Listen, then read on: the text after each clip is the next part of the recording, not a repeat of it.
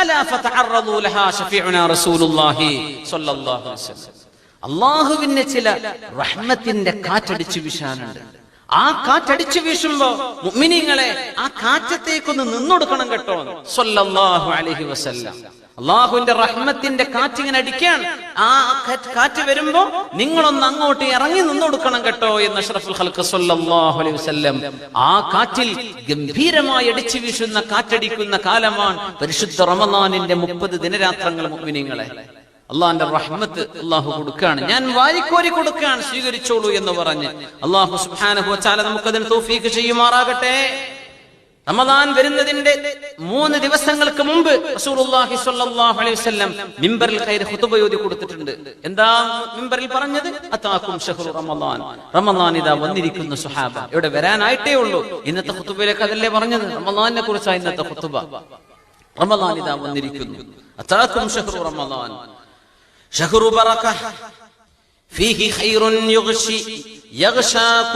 യഗ്ശീകുമുല്ലാഹ്. അല്ലാഹു നിങ്ങളെ പൊതിയുന്ന കാരുണ്യം അല്ലാഹു നിങ്ങൾക്ക് തരാൻ പോകുന്നു. ഫയുൻസിലുർ റഹ്മ, അല്ലാഹു കാരുണ്യം നിങ്ങൾക്ക് ഇറക്കി തരുന്നുണ്ട് റമളാനിൽ. വയഹത്തു ഫീഹിൽ ഖതായ, നിങ്ങളുടെ തിന്മകളെല്ലാം അല്ലാഹു മാപ്പാക്കി തരുന്നു. വയസ്തജീബു ഫീഹി ദുആ, ദുആഇന അല്ലാഹു നിങ്ങൾക്ക് സ്വീകരിക്കുന്നു. യൻദുറുല്ലാഹു ഇലാ തനാഫുസികും, നിങ്ങളുടെ മത്സരം അല്ലാഹു നോക്കിക്കാണാൻ ആഗ്രഹിക്കുന്നു. യാ അല്ലാഹ് ഫയുബാഹി ബികും മലായികതഹു, തന്റെ മലക്കുകളോട് അഭിമാനം പറയും അല്ലാഹു, എന്റെ മുഅ്മിനീങ്ങൾ എനിക്ക് വേണ്ടി അധ്വാനിക്കുന്നത് കണ്ടില്ലയോ? 15 മണിക്കൂർ നീളം വരുന്ന പകലിലാണ് ഇമാറാത്തിലെ മുഅ്മിനീങ്ങൾ നോമ്പ് നോൽക്കുന്നത്. അല്ലാഹു പറയും, കാണുന്നില്ലേ മലക്കുകളെ? പുറത്തിറങ്ങാൻ പറ്റാത്ത ചൂടിലാണ് അവർ ഒരു തുള്ളി വെള്ളം കുടിക്കാതെ എനിക്ക് നോമ്പനുഷ്ഠിക്കുന്നത്. നിങ്ങൾ കാണുന്നില്ലേ?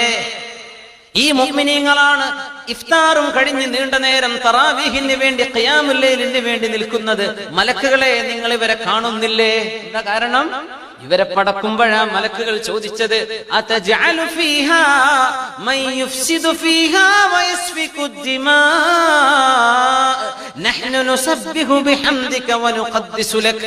പടച്ചോനെ, ഞങ്ങൾ മലക്കുകളൊക്കെ ഇവിടെ ഉണ്ടായിരിക്കെ ഇനി മനുഷ്യരെ പടക്കേണ്ടതുണ്ടോ?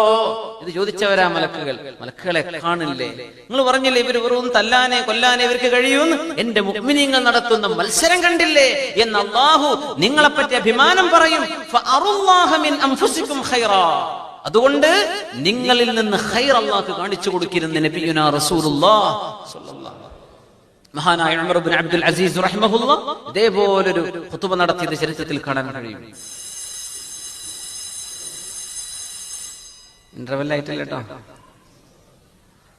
സ്കൂളിലൊക്കെ ആണെങ്കിൽ ഇറങ്ങി ഓടിയിട്ടുണ്ടാവും. ടീച്ചർ പറഞ്ഞ് മുഴുവിച്ചിട്ടുണ്ടാവില്ലേ, നമ്മൾ ഇറങ്ങി ഓടിയില്ലേ? ഇവിടുത്തെ സ്കൂളല്ല, നമ്മളൊക്കെ പഠിച്ചു പോകുന്ന നാട്ടിലെ സ്കൂളിൽ. സുബ്ഹാനല്ലാഹ്, ബെല്ലിന്റെ ഒരു ഓർമ്മയൊക്കെ ഇടക്ക് നല്ലതാണ്. ഇൻഷാ അല്ലാഹ് നിർത്താന്നൊക്കെ തോന്നും, നമ്മൾ നിർത്തൂല, അങ്ങനെ പോവാണ് കേട്ടോ. ഇൻഷാ അല്ലാഹ് കുറച്ച് ദീർഘിച്ച് പറയുന്നില്ല, സമയം വൈകാൻ പറ്റില്ല. ഇൻഷാ അല്ലാഹ് അല്ലാഹു ഖബൂൽ ചെയ്യുമാറാകട്ടെ. ഉമർ ഇബ്നു അബ്ദുൽ അസീസ് റളിയല്ലാഹു അൻഹു അങ്ങനെ ഒരു ദീർഘമായ ഒരു ഖുതുബ നിർവഹിച്ചു. ഭയങ്കരമായിട്ട് ആഖിറത്തെ സംബന്ധിച്ച് ധാരാളം. അന്നൊക്കെ പറഞ്ഞാൽ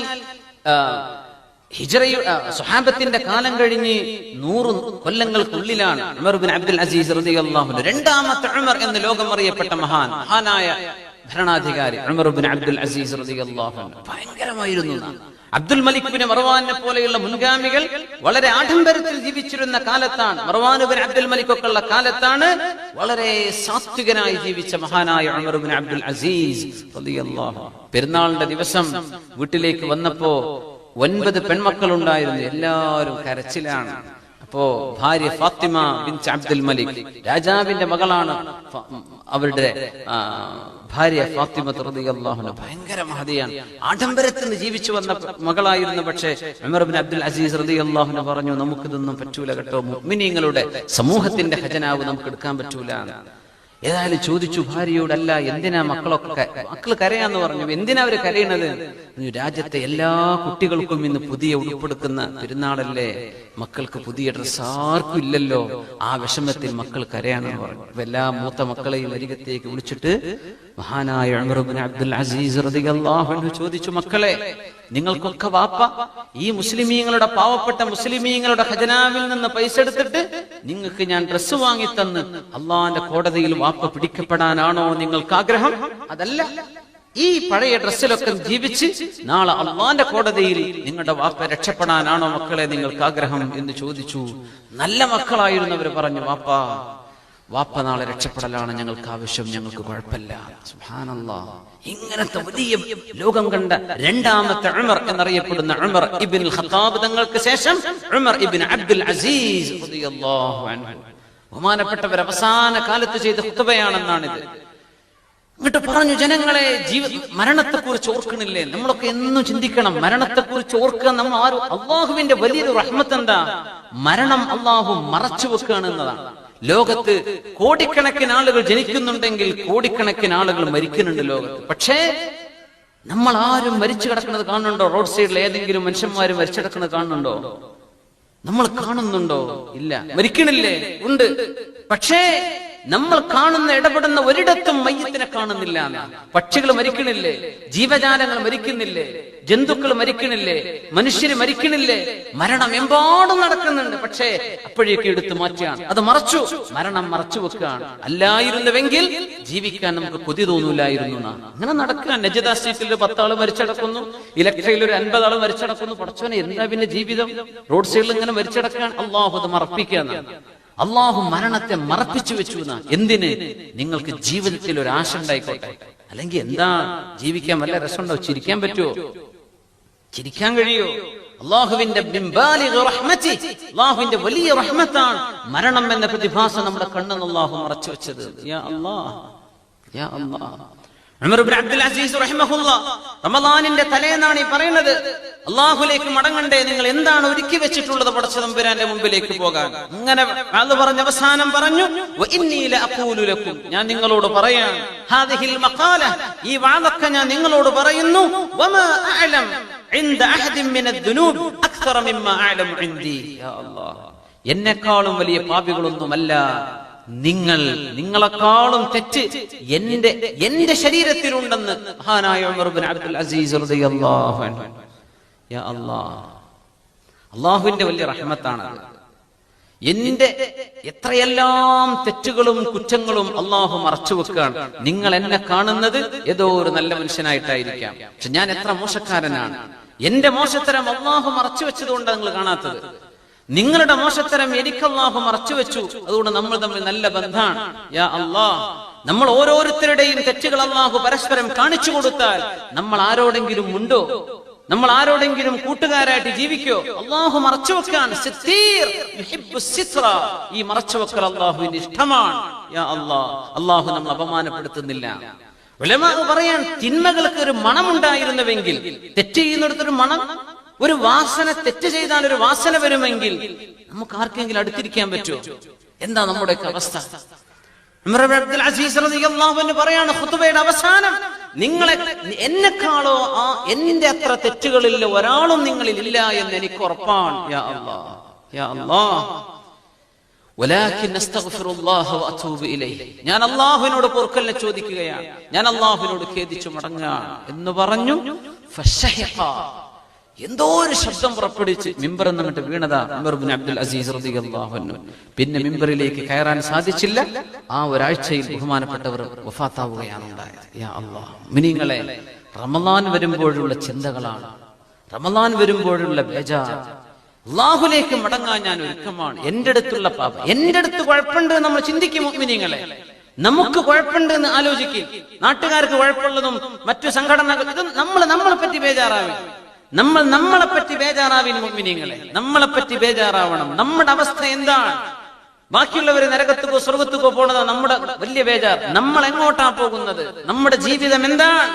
നമ്മളും അല്ലാഹും തമ്മിലുള്ള ബന്ധം എന്താണ്? ഇത് നന്നാക്കാനാ ലഅല്ലക്കും തത്തഖൂൻ എന്ന് അല്ലാഹു സുബ്ഹാനഹു വ തആല റമദാനിനെ വെച്ച് പറഞ്ഞത്.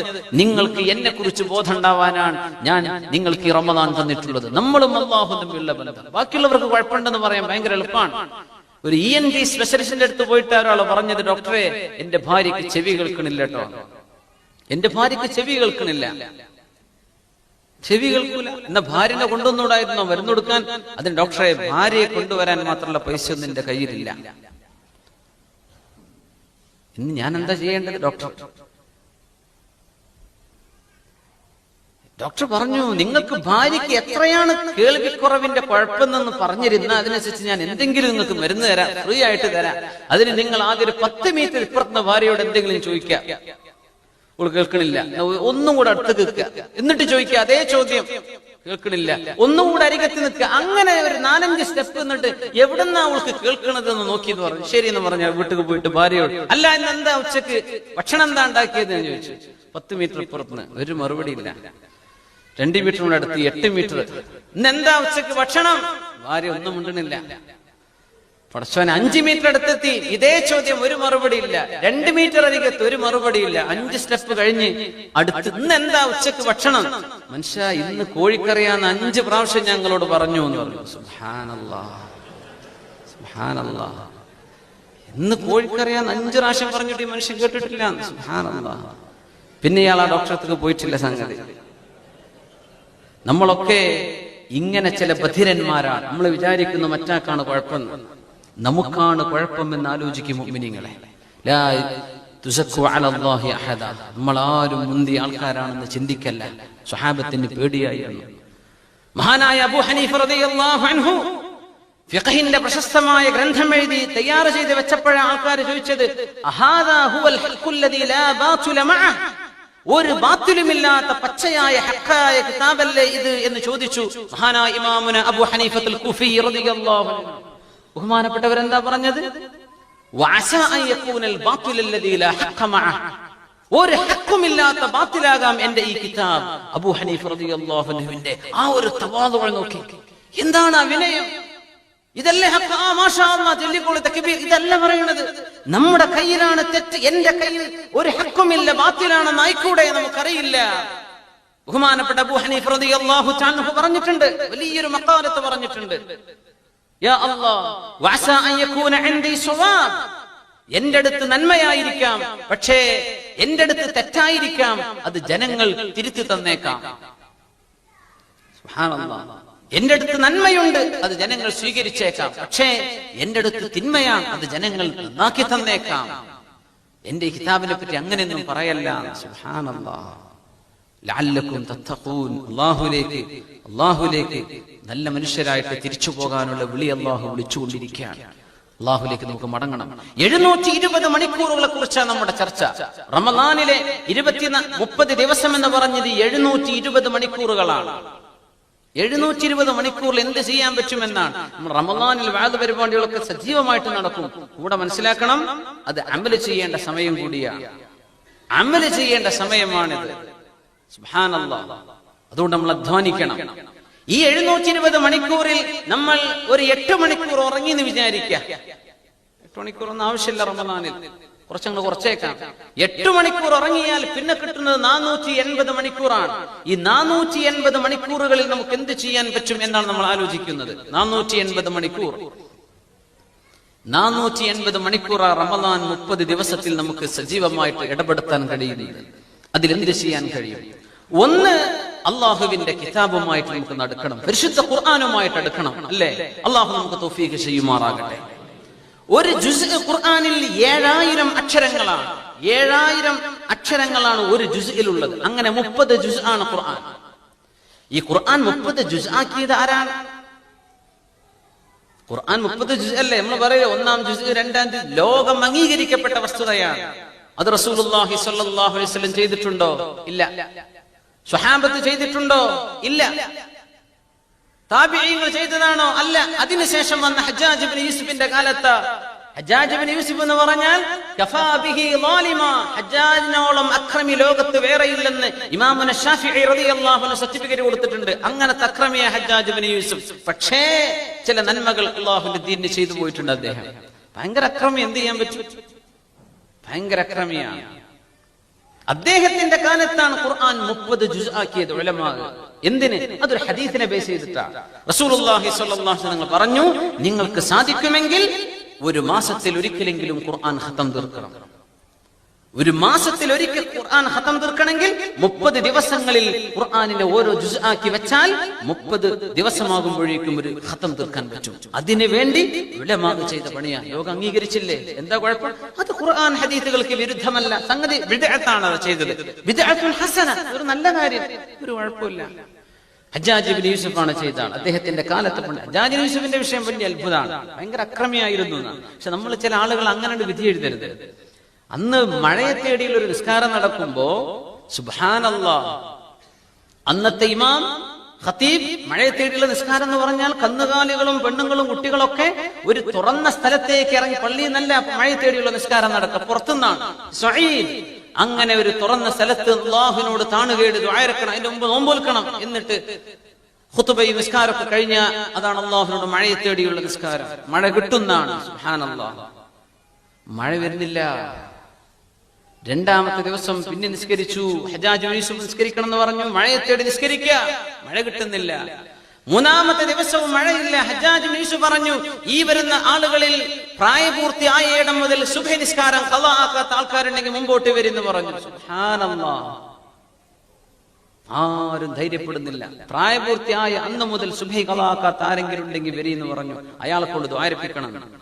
ആരുമില്ല. ഫഖ്താറ നഫ്സഹു, അങ്ങനെ ഒരു ഭാഗ്യം ചെയ്ത് ഈ മനുഷ്യൻ മാത്രമേ അങ്ങനെ ദുആ ചെയ്തു. ഫസഖാഹുമുല്ലാഹ്, ചരിത്രം രേഖപ്പെടുത്താണ്. ഹജ്ജാജ് ഇബ്നു യൂസുഫ് ദുആയിരുന്നു, മഴ കിട്ടി. പടച്ച തമ്പുരാനെ, ളാലിമാൻ, പക്ഷേ അല്ലാഹു മഴ കൊടുത്തു. അപ്പോ റമളാനിൽ നമുക്ക് ഒരു ജുസ് തീർത്താൽ പോരാ, ഒരു ഖതം തീർത്താൽ പോരാ, 2 തീർക്കണം. 7000 അക്ഷരങ്ങളാണ് ഒരു ജുസുൽ എന്ന് പറഞ്ഞു. ഒരു അക്ഷരത്തിന് അള്ളാഹു നൽകുന്ന കൂലി എത്രയാണ്? 10. അങ്ങനെ വന്നാൽ ഒരു ജുസ് ഓതുമ്പോൾ എത്ര കൂലി? 7000ത്തെ 10 കൊണ്ട് മൾട്ടിപ്ലൈ ചെയ്യേ 70,000 ഹസനാത്ത് ഒരു ജുസ് ഓതിയാൽ കിട്ടും. അപ്പൊ ഖുർആൻ ഓതൽ എങ്ങനെയാണെന്ന് പഠിക്കണം അല്ലെ? ഖുർആൻ ഓതൽ പഠിക്കൽ നിർബന്ധമാണ്. 2 വിഷയങ്ങൾ അള്ളാഹു പരിപൂർണമായിട്ടല്ലാതെ സ്വീകരിക്കൂല എന്നാണ്.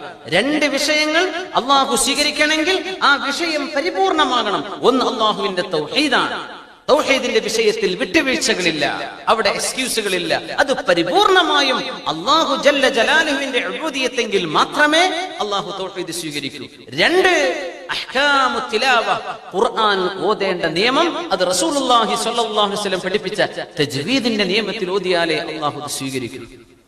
അല്ലെങ്കിൽ നമ്മുടെ പരിശ്രമത്തിന്റെ കൂലി കിട്ടും, പക്ഷേ ഖുർആനിന്റെ ഹുക്മ് അല്ലാഹുവിന്റെ റസൂൽ ഓതിയതാണ്. അങ്ങനെ ഓതിയാലേ അല്ലാഹു സ്വീകരിക്കൂ. സുബ്ഹാനല്ലാഹ്, ഇതിൽ ഉലമാഇന്റെ അഭിപ്രായ വ്യത്യാസമില്ല. അപ്പോ 70,000 കൂലി കിട്ടുകയാണ്. ഒരു ജുസ് ഓതാൻ എത്ര സമയം വേണം? 25 മിനിറ്റ്. യാ അല്ലാഹ്, അങ്ങനെ എത്ര മണിക്കൂറുകളാ നമ്മൾ അങ്ങനെ തീർക്കുന്നത്? നമ്മൾ പത്രം വായിക്കുന്നുണ്ട്, ചന്ദ്രിക ഉണ്ടാവും, അതിൽ പല പത്രങ്ങളുണ്ടാവും. ഭാഷ അറിയുന്നവര് അങ്ങനത്തെ ഭാഷാപത്രങ്ങൾ വേറെ വാങ്ങിക്കും അല്ലേ?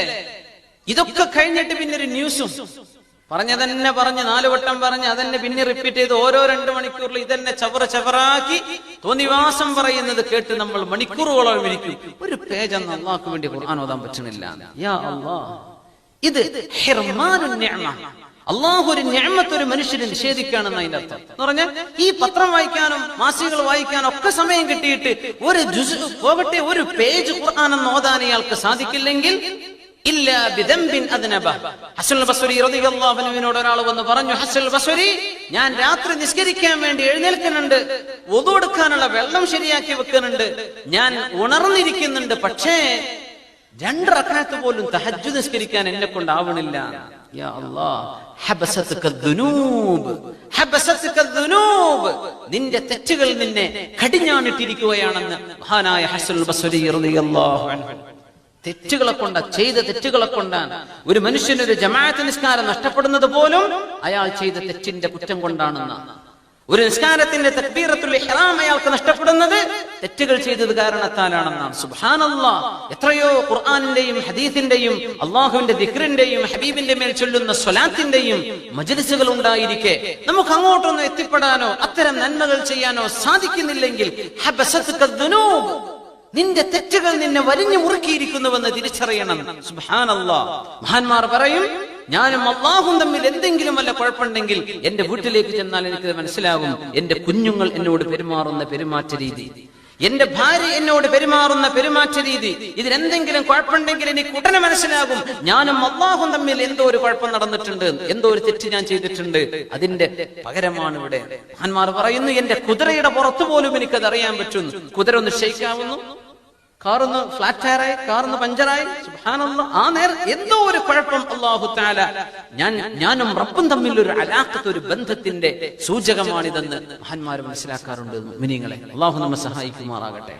അതുകൊണ്ട് ഇങ്ങനെയൊക്കെ പത്രം വായിക്കാൻ കഴിയുന്ന ആൾക്കാരായ നമുക്ക് ഒരു പേജെങ്കിലും ഖുർആൻ ഓതാൻ കഴിയണം. സാധാരണ ജീവിതത്തിൽ ഒരു മാസത്തിൽ ഒരു ഖത്തം തീർക്കാനാ ഖുർആൻ 30 ജുസ് ആക്കിയത്. അപ്പോൾ ഇൻഷാ അല്ലാഹ് 25 മിനിറ്റ് വളരെ ലഘുവാണ്. നമ്മള് ഈ നേരത്തെ നമുക്ക് ഒന്ന് ഓതല്ലേ എന്ന് പറഞ്ഞാൽ ഇൻഷാ അല്ലാഹ് നമ്മളൊക്കെ റെഡിയാണ്. പക്ഷേ ഈ 25 മിനിറ്റ് എപ്പോഴാണ് എന്ന് പറഞ്ഞിട്ടില്ലെങ്കിൽ ഇത് നടക്കാൻ പോകുന്നില്ല. 25 മിനിറ്റ് അല്ലേ ഉണ്ടല്ലോ, രാവിലെ ഉണ്ടല്ലോ, ഉച്ചക്കുണ്ടല്ലോ, വൈകുന്നേരം രാത്രി ഉണ്ടല്ലോ, കടന്നുറങ്ങും, ഇനി നാളെയും വരാനുണ്ടല്ലോ എന്ന് വിചാരിക്കും. അല്ല, ആ 25 മിനിറ്റ് എപ്പോഴാണ്? നമ്മളൊരു ചെറിയ ഒന്ന് the biggest challenge of the time is that our aims are too short, we achieve it. നമ്മുടെ ലക്ഷ്യങ്ങളൊക്കെ വളരെ ചെറുതാണ്, നമുക്ക് പെട്ടെന്ന് എത്താൻ പറ്റുന്നു എന്നതാണ് ഇന്നത്തെ ഏറ്റവും വലിയ കുഴപ്പം. ചെറിയ ലക്ഷ്യങ്ങൾ, വലിയ ലക്ഷ്യങ്ങൾ വെക്കണം. നമുക്ക് 2 ജുസ്ഓ, ഒരു 3 ജുസ്ഓ, ഒരു 3 ഖത്തമോ 4 ഖത്തമോ ഒക്കെ ഖുർആനിൽ എത്ര കഴിയുമോ നമ്മൾ ടാർഗറ്റ് ഒന്നും ഉയർത്തി വെക്കുക. എന്നാലേ നമുക്ക് എന്തെങ്കിലും ചെയ്യാൻ പറ്റൂ. അതുകൊണ്ട് ഈ റമദാനിൽ ഞാൻ ചില പ്രോഗ്രാമുകൾ നിങ്ങൾക്ക് തരാണ്, എന്റെ ശരീരത്തോടും നിങ്ങളോടും. പകലിൽ ഒരു 25 മിനിറ്റ്, രാത്രിയിൽ ഒരു 25 മിനിറ്റ്, ഇങ്ങനെ 2 ഷിഫ്റ്റ് ആയിട്ട് 2 ജുസ് ഓതാൻ നമുക്ക് സമയം കിട്ടണം. തയ്യാറല്ലേ? ഖൂലു ഇൻഷാ അല്ലാഹ്. ഇൻഷാ അല്ലാഹു നമ്മെ സഹായിക്കുമാറാകട്ടെ.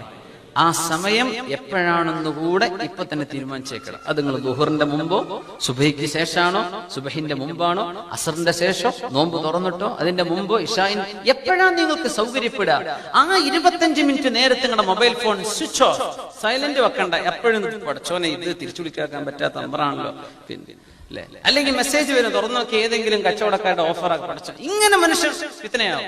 ഓഫ് ചെയ്ത് വെക്കുക, എല്ലാ ഡിവൈസുകളും ഓഫ് ചെയ്തിട്ട് ആ സമയം ഖുർആന് വേണ്ടി ഒഴിഞ്ഞു നിർത്തുക. 25 മിനിറ്റ് പകലിൽ ഇത്രയും നേരം അള്ളാഹു നമുക്ക് ശ്വസിക്കാനും സഞ്ചരിക്കാനും അവസരം തന്നിട്ട് അള്ളാഹിന്റെ കലാം ഓതാൻ കഴിഞ്ഞില്ലെങ്കിൽ എന്താ നമ്മുടെയൊക്കെ അവസ്ഥ? രാത്രി ആ സമയം ഏതാണെന്ന് നിങ്ങൾക്കേ അറിയൂ. അത് നിങ്ങൾ 8 മണി മുതൽ 8:25 വരെ, അല്ലെങ്കിൽ 8:30 മുതൽ 9 വരെ, ഇങ്ങനെ ഒരു സമയം നിങ്ങൾ വെച്ചിട്ടില്ലെങ്കിൽ ഇത് നടക്കാൻ പോകുന്നില്ല. അത് നിങ്ങൾ തീരുമാനിച്ചേക്കണം. ഇങ്ങനെ നിയ്യത്തുണ്ടെങ്കിൽ ഇൻഷാ അല്ലാഹ് റമദാൻ കഴിയുമ്പോൾ 2 ഖത്തം നമുക്ക് ഈസിയിൽ തീർക്കാൻ പറ്റും. ഇനി 2 ഖത്തൊക്കെ എല്ലാ മാസവും ഓതുന്ന ആൾക്കാർ ഈ കൂട്ടത്തിലുണ്ടാവും. അവർക്കൊരു ടാർഗറ്റ് ഒന്നുകൂടെ. 5 നേരത്തെ നിസ്കാരം സൗകര്യപ്പെടുന്നവർ, ജോലി തിരക്കാണ്, ബുദ്ധിമുട്ടാണ്, കഴിയില്ല, അല്ലേ? ഇത്തഖുല്ലാഹ മസ്തതഅതും ലാ യുകല്ലിഫുല്ലാഹു നഫ്സൻ ഇല്ലാ വസ്അഹാ. നിങ്ങളെ കൊണ്ട് കഴിയാത്തത് അല്ലാഹു പറഞ്ഞിട്ടില്ല, സാധിക്കുന്നവർ ചെയ്യാം. 5 വക്ത നിസ്കാരത്തിൽ ഓരോ വക്തിന്റെയും മുമ്പും ശേഷവും ഓരോ ജുസ് ഓതാൻ പറ്റിയ സാധിക്കുന്നവർ. മൊബൈൽ ഫോണുകളൊക്കെ അല്ലേ, മൊബൈൽ ഫോണുകളിലൊക്കെ ഖുർആൻ ഡൗൺലോഡ് ചെയ്ത് മനോഹരമായിട്ട് ഓതാൻ പറ്റും. എന്താ ഇതൊക്കെ വലിയ നിഅമത്തല്ലേ? അള്ളാന്റെ ഈ നിഅമത്ത് നമ്മൾ ഉപയോഗപ്പെടുത്തിക്കൂടെ? അത് വെറുതെ നാട്ടിക്ക് 4-5 മണിക്കൂറും വിളിച്ച് അവിടെ കേൾക്കുന്ന ആൾക്കാരും ബേജാറാകുന്നു, ഇടങ്ങാറാകുന്നു. ഇവിടെ എന്തിനാണ് അങ്ങനെയൊക്കെ?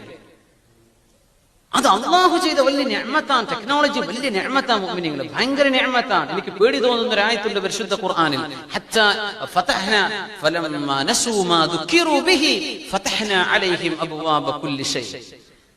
അല്ലാഹു തആല പറയാണ് ഓരോ സമൂഹത്തിനെയും എങ്ങനെ അല്ലാഹു കൈകാര്യം ചെയ്യുന്നത്. ബിസ്മില്ലാഹിർ റഹ്മാനിർ റഹീം. വലഖദ് അർസൽനാ ഇലാ ഉമമിൻ മിൻ ഖബ്ലിക് فأخذناهم بالبأساء والضراء لعلهم يتضرعون فلولا إذ جاءهم بأسنا تضرعوا ولكن قست قلوبهم وزين لهم الشيطان ما كانوا يعملون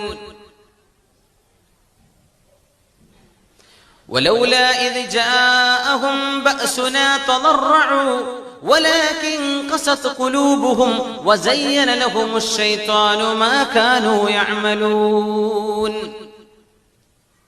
فلما نسوا ما ذكروا به فتحنا عليهم أبواب كل شيء حتى إذا فرحوا بما أوتوا أخذناهم بغتة فإذا هم مبلسون يا الله ഓരോ സമൂഹത്തെയും അല്ലാഹു കഷ്ടപ്പാട് കൊടുത്ത് പരീക്ഷിക്കും.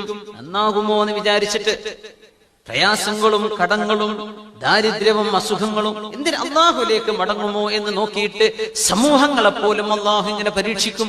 പരീക്ഷണം നടക്കണില്ലേ നമ്മുടെ ചുറ്റുമുള്ള രാജ്യങ്ങളിൽ? പേടിയുടെയും വിഷമത്തിന്റെയും യുദ്ധത്തിന്റെയും പരീക്ഷണങ്ങൾ.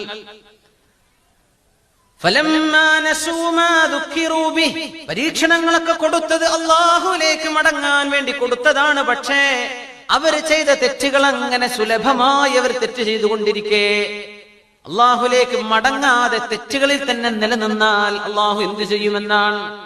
ഫതഹ്നാ അലൈഹിം അബ്വാബ കുല്ലി ഷൈഇൻ, എല്ലാറ്റിന്റെയും കവാടങ്ങൾ അല്ലാഹു അവർക്ക് മുമ്പാകെ അങ്ങോട്ട് തുറന്നു കൊടുക്കും. എല്ലാറ്റിന്റെയും കവാടം. ഇങ്ങനെ ഒരു കവാടങ്ങൾ തുറക്കപ്പെട്ട കാലം നമ്മുടെ ഈ കാലഘട്ടമല്ലാതെ ലോക ചരിത്രത്തിൽ കഴിഞ്ഞു പോയിട്ടില്ല. എല്ലാം നമ്മുടെ മൊബൈൽ, ടിവി, റേഡിയോ,